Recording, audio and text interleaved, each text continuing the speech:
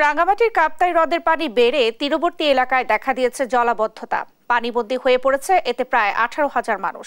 জেলা প্রশাসন জানিয়েছে পানিবন্দীদের জন্য 47 মেট্রিক টন খাদ্যশস্য বরাদ্দ করা হয়েছে। উজান থেকে পাহাড়ি ঢল অব্যাহত থাকায় কাপ্তাই বাঁধের 16টি গেট 1 ফুট করে খোলা রাখা হয়েছে।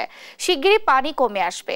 এদিকে গেল কয়েকদিনে থেকে পানিবন্দির দিন কাটাচ্ছে রাঙ্গামাটি সদর, লংগদু, নানিয়ারচর, বরকল, জুরাছড়ি সহ অন্যান্য উপজেলার নিম্নাঞ্চলের বাসিন্দারা। দুর্ভোগে দিন কাটালেও অনেকের কাছেই পৌঁছেনি ত্রাণ সহায়তা। এতে ভোগান্তি আরো বাড়ছে।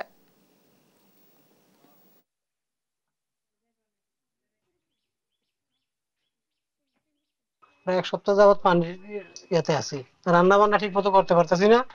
আমাদের চুলাগুলো পানির তলে ডুবে গেছে। কষ্ট হচ্ছে কারণ চুলাটা ডুবে গেছে।